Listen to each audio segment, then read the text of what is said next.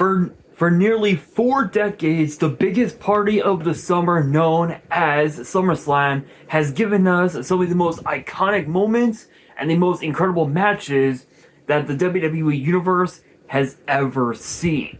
Who will ever forget in 2010, think about this.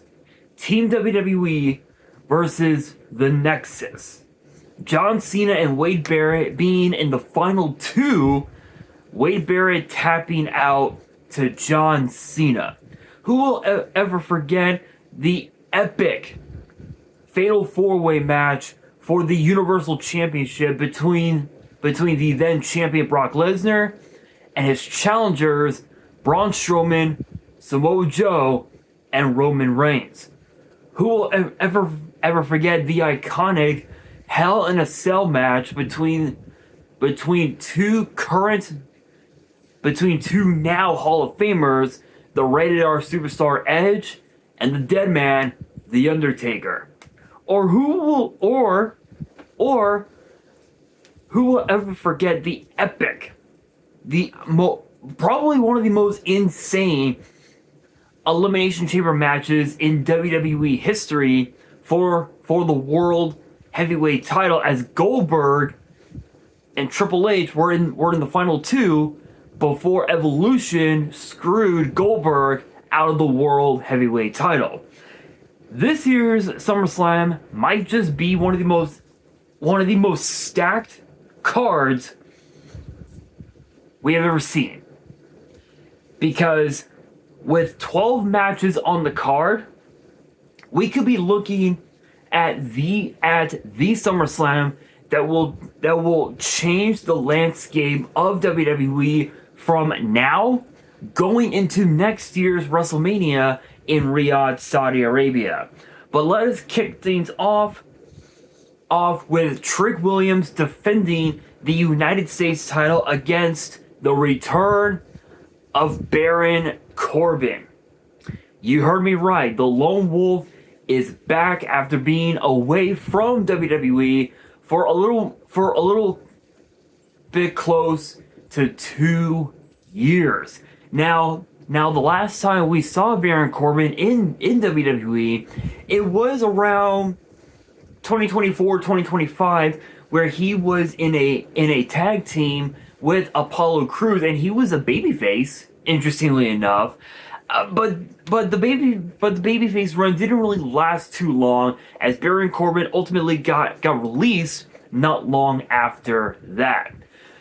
Once he got released of his contract, he ended up working for multiple promotions and winning championships practically everywhere he went. And now he is back, bigger, better, stronger, and now more dangerous than we had ever seen him in his entire career. And his target is Trick Williams and the United States title. Interestingly enough, the last time Baron Corbin was the United States champion, it was back in 2017. I want to say. Yeah, I want to say it was back in 2017. I could be wrong, but I believe it was 2017. Let me see. Let's see here. List of U.S. champions. Let's see. Let's see here.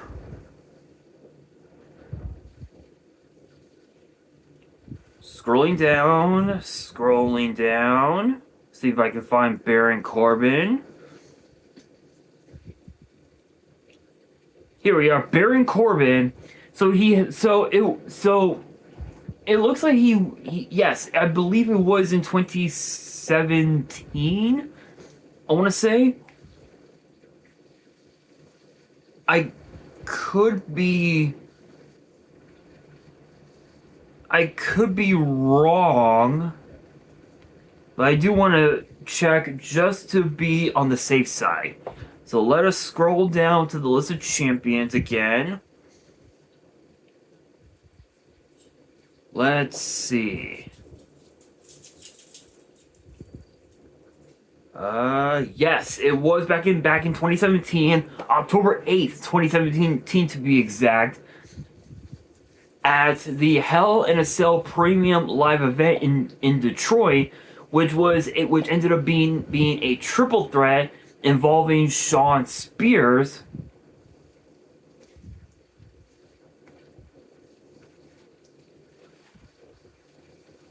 and of course involving AJ Styles, to which Corbin ended up pinning Shawn Spears to become champion. He only held the title for a little under 4 months,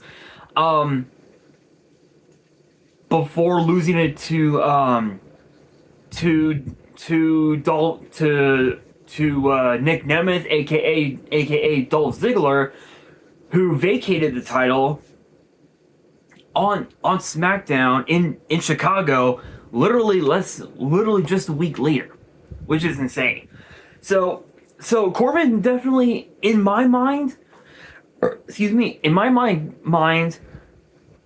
Corbin chasing after Trick and the U.S. title, it proves that Corbin still has something to prove, not just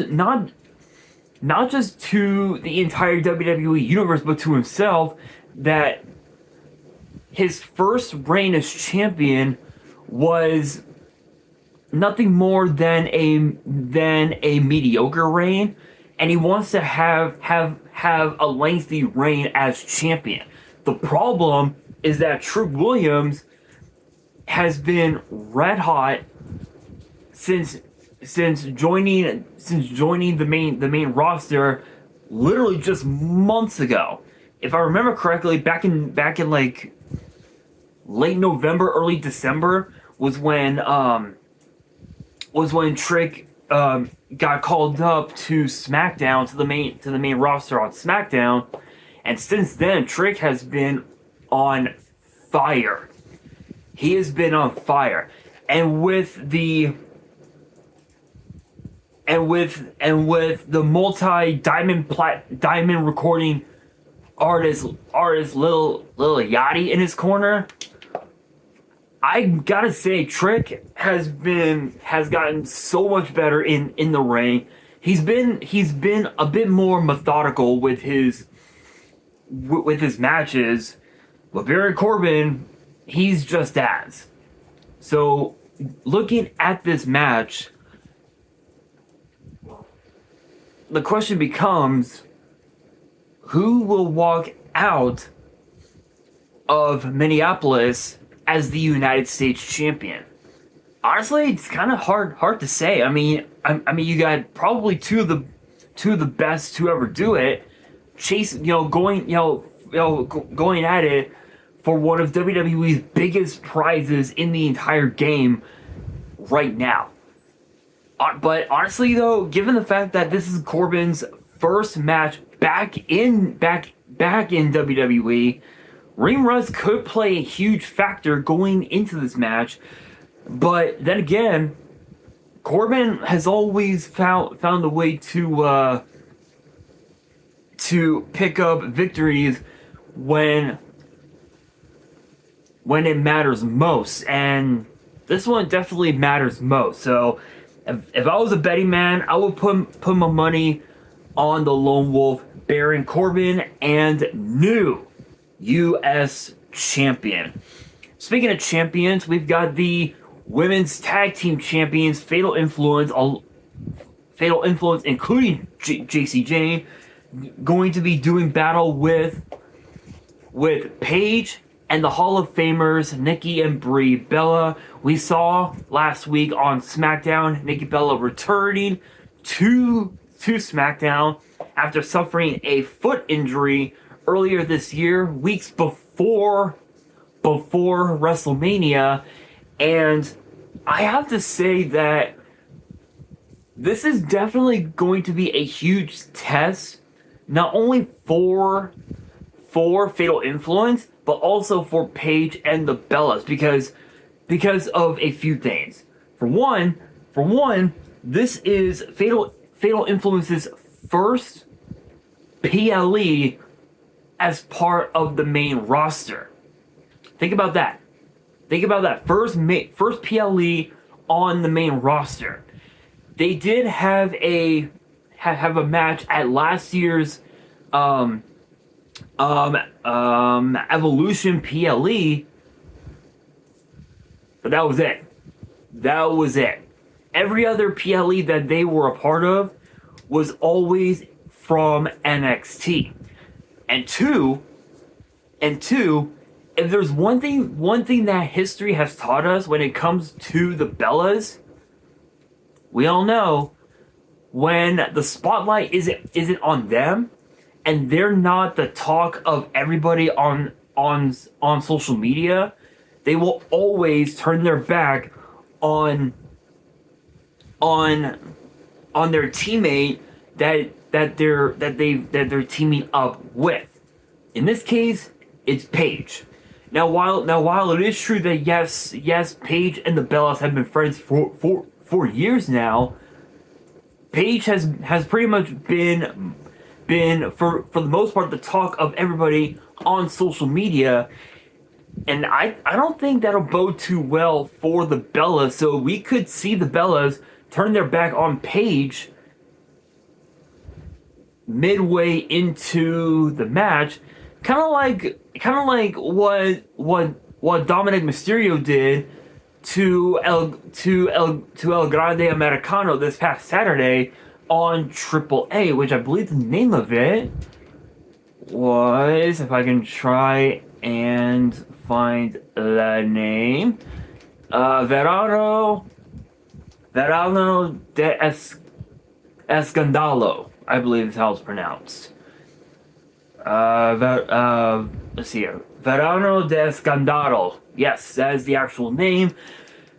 And we found out that Dirty Dom has decided to align himself with Omos, Vikingo, and Dorian Roldan, part of El Ojo.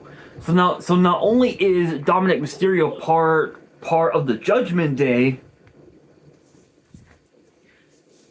on Raw in here in the US, but he is also a part of El Ojo in Mexico in AAA.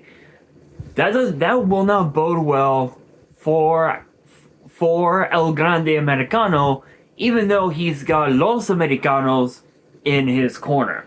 So going back to Paige and the Bellas, that could become that moment in time. That moment could definitely be the X factor going into that matchup. So, as big of a fan as I am of the Bellas and Paige, I gotta go with Fatal Influence on this one. I think they could be.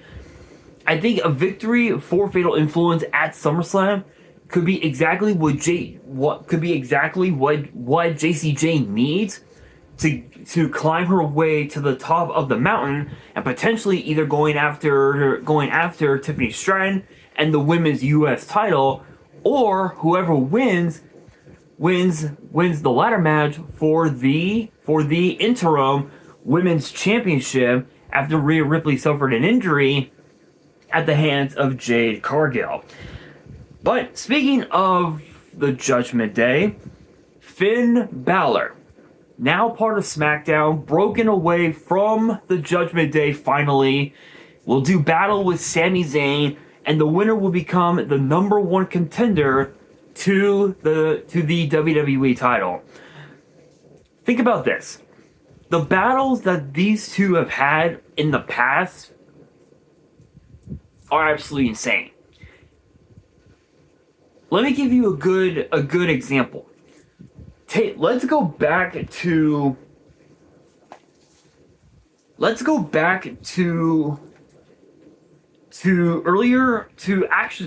around, I want to say mid 2023. It was like around mid 2023, close to the end of 2023. Sami Zayn and Kevin Owens become the then undisputed tag team champions and held the titles for several months. Finn Balor and Damian Priest, as part of the Judgment Day, dethroned KO and Sami become said tag team champions, who then dropped the titles at Fastlane to Cody Rhodes and Jey Uso, who defended the titles against KO and Sammy, and we all know how that turned out. They've had several one-on-one matches over the years, and if I remember correctly, I believe they had I think they had like one-on-one match in NXT. I could be wrong, but I think so. I'm not entirely sure. But Sami Zayn has claimed to be the last real good guy, but in reality, he's just become not only has he become paranoid, but he's become basically a bona fide hypocrite. And what I mean by that is this whole thing started earlier this year when Sami Zayn lost to Drew McIntyre for the WWE title in his home away from home, if you will, in Riyadh, Saudi Arabia, and from that point up until now, he's just become like extremely paranoid. You know, it's like he was trying to find ways to make it onto the WrestleMania card because he missed last year's WrestleMania.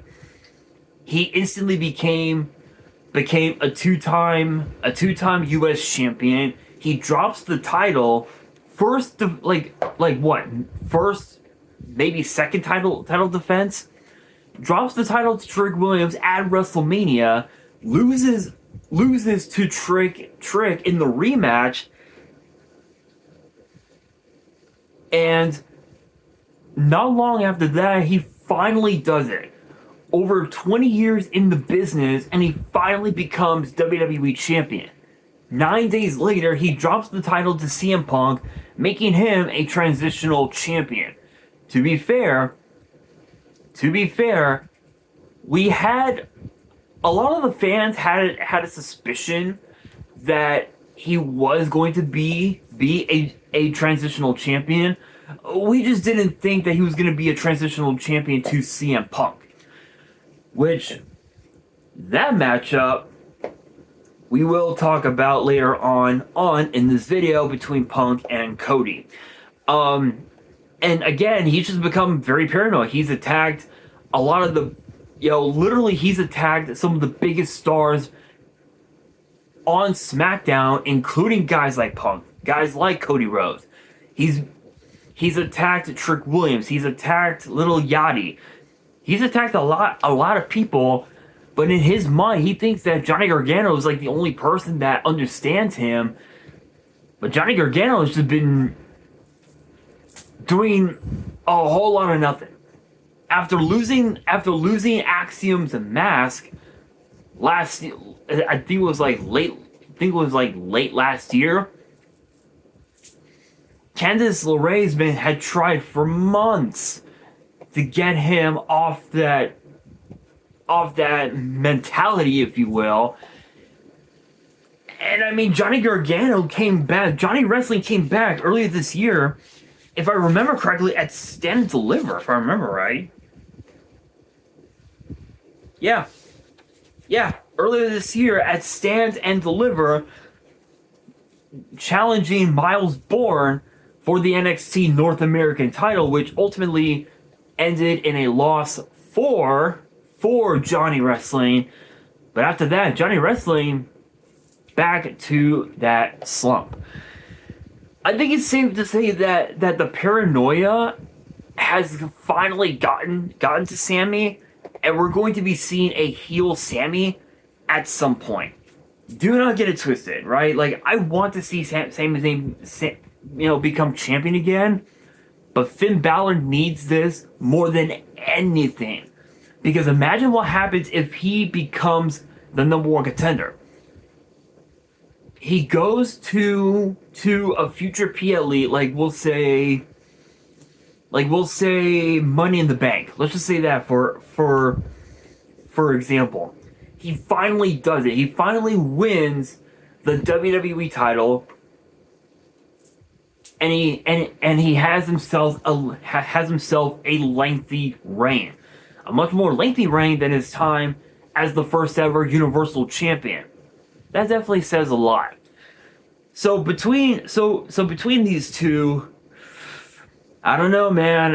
This is a tough call, but I gotta go with the Prince on this one. I think Finn Balor is gonna take this one. That brings us to speaking of Dominic Mysterio, he faces off against Danhausen, and we thought that it was gonna be just a regular one-on-one match, but that is not the case, because Danhausen requested that the match be a human monies on a pole match. Meaning that the only way to win is to climb the turnbuckles and retrieve a bag of human monies. First person to do so wins the match and the, human monies. Let's be real. We know that Danhausen is going to have Joe Hendry backing him up. Dominic Mysterio is going to have JD McDonough backing him up. Plus, he's also gonna have Roxanne Perez and the new Women's Intercontinental Champion Raquel Rodriguez, which congrats to her, backing him up. This ain't gonna be pretty for either person. But think about this: Danhausen has sprung quite the amount of victories in WWE since joining WWE earlier this year, back in February at Elimination Chamber in Chicago, and since then he's been undefeated. I think the bright lights of SummerSlam could potentially get to Danhausen, but I think because that the Judgment Day has been cursed by Danhausen for the longest time, I think it's safe to say that curse will continue, and Danhausen walks away with the human monies. Oh my God! Next up, we are finally getting it. We are finally getting what we have been wanting for years now. Nick Aldis, the general manager of SmackDown, finally will have his in-ring debut this weekend at SummerSlam. But this time around, it is against Gunther. Nick Aldis said it best. He has not had a wrestling match in over 3 years. At that time, he was a part of the NWA, the National Wrestling Alliance, which is a promotion I think can be streamed on YouTube, actually. If I'm not mistaken.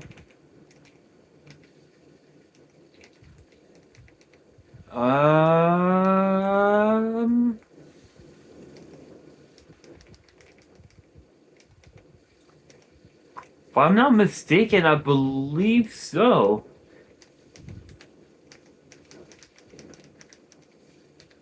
I could be wrong, but I think that is the case. Yes, actually, funny enough, yes. Yes. You can actually stream NWA shows on YouTube, including their live pay-per-views as well, which is crazy. And honestly, I've never watched anything NWA at all, so I don't really know like who's good, who the baby faces are, who the heels are. I haven't seen it, so I don't really know for sure, but I mean, yeah. I mean, you can stream them. You can watch them on YouTube without any issues, so that's pretty cool. But people seem to forget that Nick Aldis is probably by far one of the most decorated wrestlers in professional wrestling. And I say that with confidence because I grew up watching TNA, watching Magnus in TNA, and that was who Nick Aldis was in TNA. He was known as Magnus, and he was such a technician, a ring general, if you will. And this battle against Gunther, this is a battle of two ring generals ultimately going at it to see who is the best.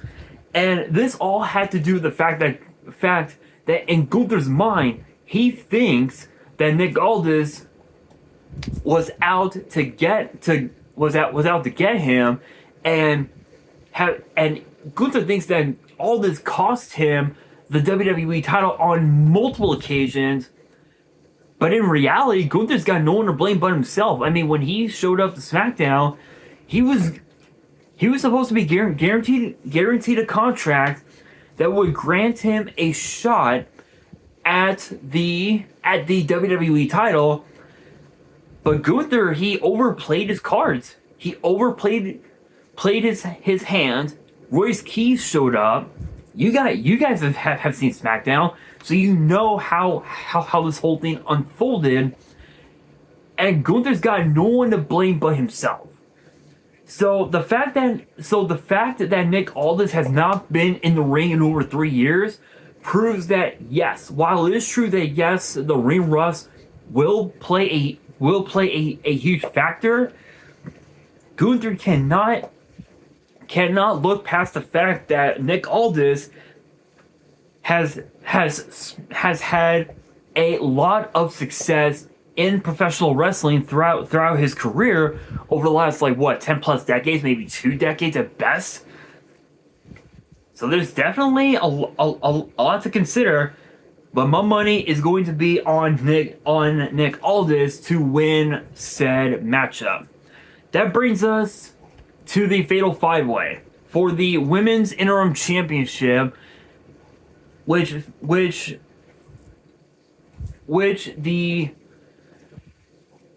the participants are as follow. The Women's U.S. Champion Tiffany Stratton, Jade Cargill, Chelsea Green, and as of right now, Charlotte Flair. Those are the 4 that will be in said Fatal 5-Way. Excuse me. There is one more qualifier that will take place this Friday on SmackDown, which will be between Lash Legend and Julia. So think about this. If it does end up being Lash Legend, I've got no doubt in my mind that she's gonna play a huge factor going into that matchup. And it's not just her, it's also Jade Cargill, because of the fact that Jade was the one that injured Rhea Ripley earlier this year at Clash in Italy. And it was not pretty. Because of that injury, Rhea Ripley has been out ever since.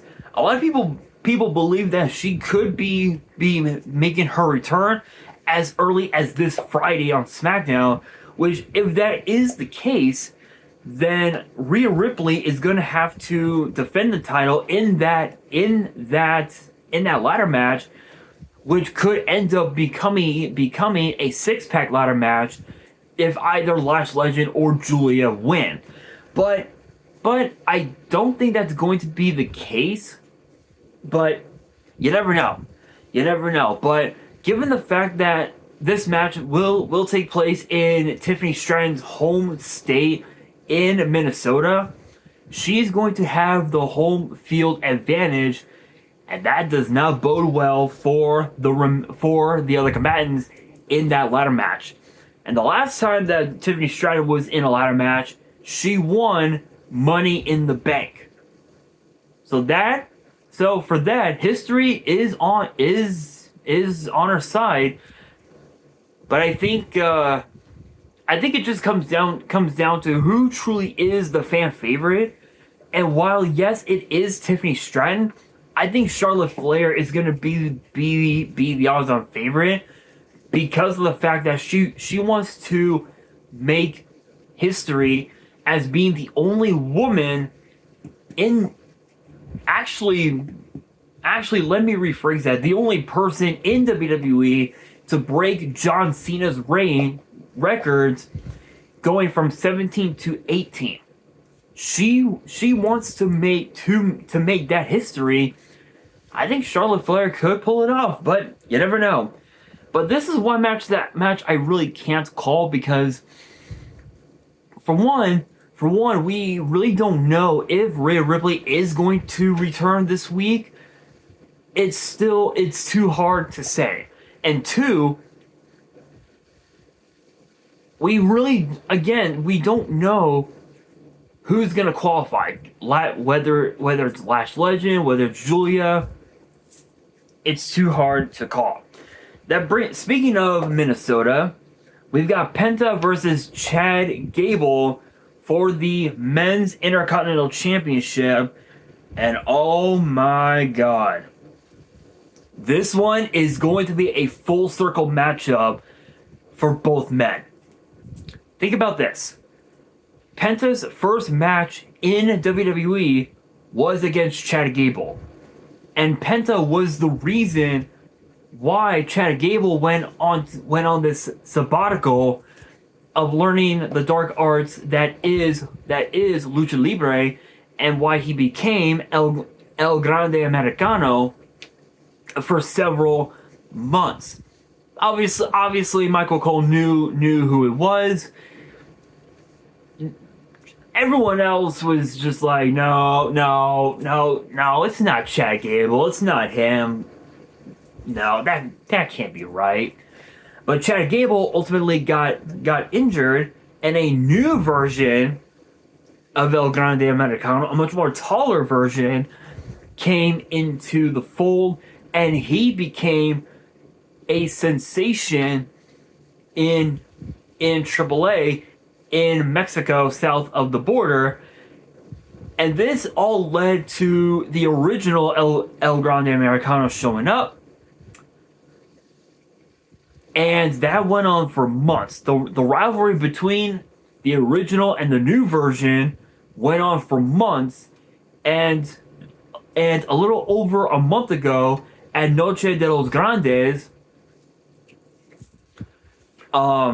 we had Mask versus Mask, and the original loss, and Chad Gable revealed himself as, well, Chad Gable. Being in AAA taught him so much about the art that is Lucha Libre, which was how to respect the mask, and he's been on this journey to forgiveness and redemption, and he won a gauntlet match to earn the right to challenge Penta for said Intercontinental title in his hometown in Minneapolis.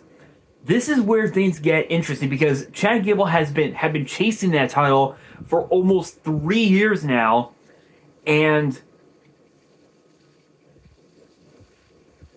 it was because of his loss to Sami Zayn over the title. It was the reason why he turned heel, why he had American Made. You know, obviously the Creed brothers and Ivy Nile, and why he went on this sabbatical for to learn the dark arts of Lucha Libre, and this is a chance for Chad Gable to finally not only get a victory over Penta, but finally become Intercontinental Champion and prove to the world that he can win a singles championship in WWE. I think he's going to do it. As much as I want to see Penta retain, I think Chad Gable needs this win more than anything else, because if he loses in his hometown, I have no doubt in my mind that all of that momentum will just plummet. And I think now is the time for Chad Gable to win his first championship. And I think this I think this weekend is going to be it. Now the rest of these matches are going to be bangers. Okay? Think about this. 6-man tag. The Bloodline, Jacob Fatu and the Usos taking on Royce Keys, LA Knight, and of all people, Solo Sikoa. 6 of the biggest baby faces right now in WWE going at it. Because you have Royce Keys and Solo Sikoa, who are a part of the SmackDown roster. You've got LA Knight, who's a part of the Raw roster. And then of course you've got the Bloodline, who is also part of the Raw roster. Think about this. Solo and his brothers. Enough said. Royce Keys and Jacob Fatu, that was a brotherhood that went back years. And then of course, too, LA Knight, he's had issues with the Bloodline for years. So yeah, this one's definitely going to be a banger.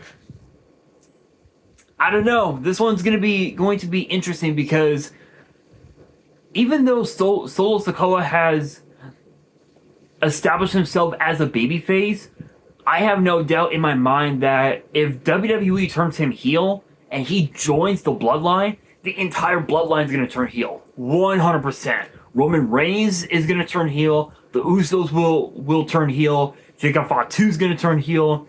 And that will not bode well for the entire WWE. But I don't think that's going to be the case. And I might have a theory of why. And it has to do with the Ula Fala that Roman Reigns now possesses. When Reigns lost the WWE title to Cody Rhodes at WrestleMania, Solo gains possession of the Ula Fala, and that lasted until January of 2025 last year in Tribal Combat. Reigns ended up regaining the Ula Fala, proving that he is the one true tribal chief, or the OTC, if you will. So I have no doubt in my mind that Solo as a babyface is going to be very interesting. But this matchup, I don't know, man. It's hard to say. It's hard to say who wins, but I gotta go with the Bloodline on this one. Next up, CM Punk, Cody Rhodes, the WWE title. Finally, after years of waiting, we are finally getting it. But think about this. Last year's SummerSlam, Cody Rhodes defeated John Cena to become WWE champion. This year, he's got CM Punk. And we have now once again entered the Summer of Punk, which, I mean, this match can go either way. I mean, you got two of the biggest stars in WWE fighting over the WWE title, one of professional wrestling's biggest prizes to date. I don't know. This is one I can't call. I cannot call it. Because again, you've got two guys who are the biggest names in WWE. You've got CM Punk, who is a back-to-back WrestleMania main eventer. You've got Cody Rhodes, who is a back-to-back Royal Rumble winner. And there's a reason why Cody is known as QB1. Is because when he became WWE champion the first time, it was smooth sailing from there. But I think it's safe to say that the fans, they don't want to see Cody Rhodes as champion again. But then again, there's a lot of fans that want to see Cody Rhodes remain QB1. So that's what it comes down to. Who deserves to be QB1? I think it's Punk. That's just my honest hot take. Next up is the main event of night 2. Roman Reigns, Seth Rollins, the final chapter. The final chapter in this 14-year saga. A rivalry that goes back over a decade. All because of a steel chair to the back of Roman Reigns when they were in the Shield. Man, oh man. Don't get it twisted. Yes, Roman has defeated Seth Rollins a few times before, but that was only when it didn't really matter that much. But when it mattered most, whether a championship was on the line or a number one contendership was on the line or something, Seth Rollins had always had Roman Reigns' number. And I mean, Roman said it best that he needs to defeat Seth Rollins, and Roman's right. Because if Roman does not defeat Seth Rollins this Sunday, there is no telling where Roman's career is going to be. And Roman even said it. He said it in a recent interview that at best he's got 3 years.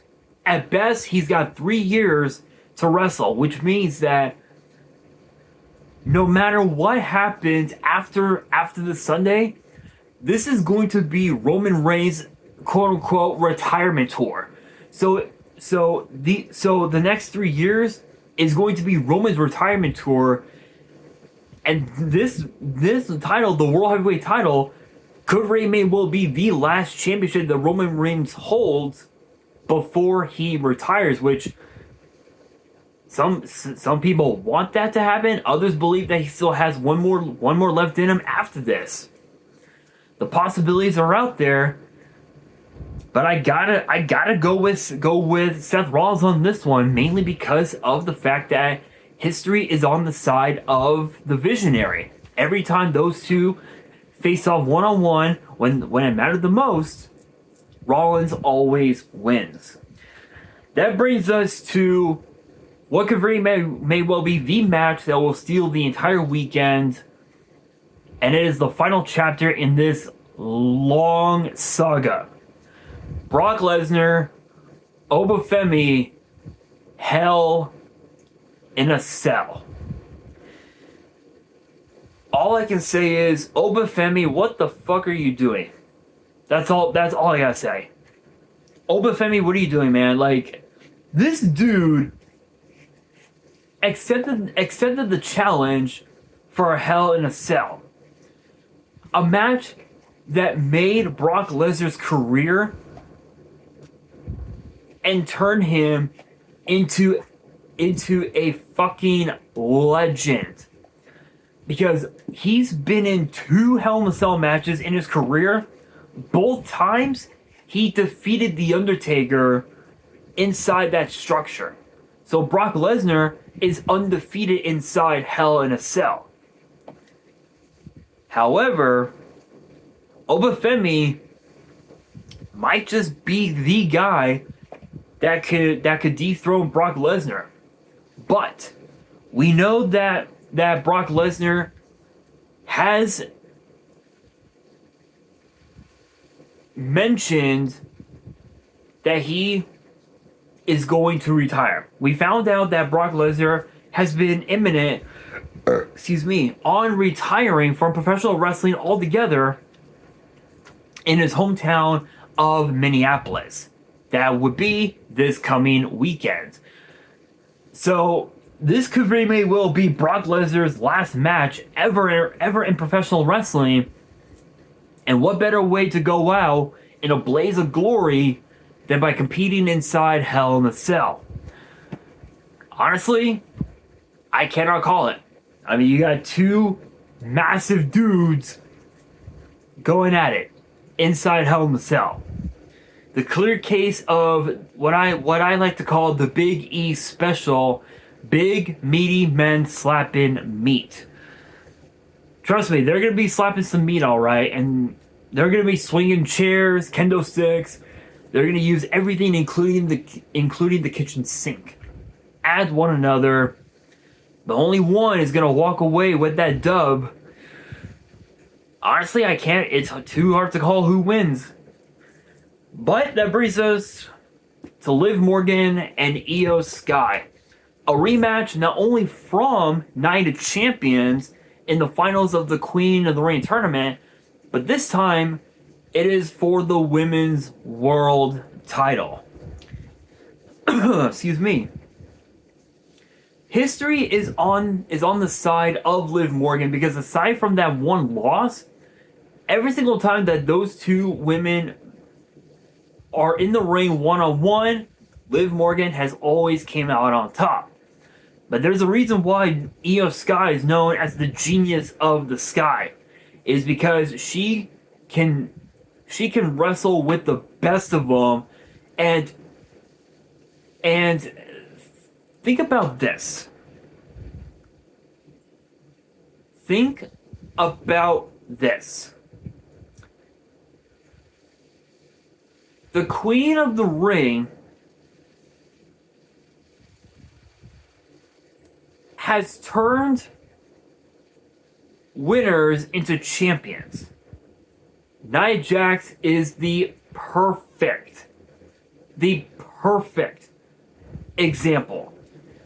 She wins Queen of the Ring, goes on to SummerSlam, and becomes WWE Women's Champion. Jade Cargill. She may have lost at SummerSlam, but less than a few months later, she ends up becoming champion in the end anyway. Who wins? Io Sky. My money is going to be on the genius of the sky. But with that being said, if you guys think that I am wrong, and you guys have your own predictions for SummerSlam, you guys can always let me know in the comments below. And that will do it for today's video. Hopefully you guys enjoyed. If you did, make sure you guys smash that thumbs up button. If you guys are new to the channel and you guys want more premium live event predictions and results in the future, then be sure to subscribe to the channel, turn on the notification bell, and as always, be sure to follow me on all of my social media. All of my ats will be in the description below, as will the info to my fan mail. It will also be in the description as well. And on that, this is your boy Nash, signing out.